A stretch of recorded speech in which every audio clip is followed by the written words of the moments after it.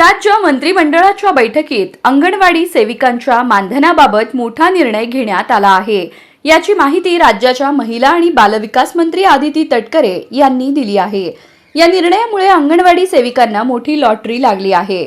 महिला व बालविकास मंत्री आदिती तटकरे यांनी या संदर्भात माहिती दिली आहे।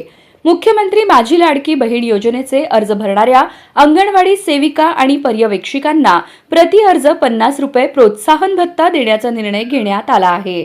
यासाठी बालविकास खात्याकडून आवश्यक निधीची तरतूद करण्यात आली आहे।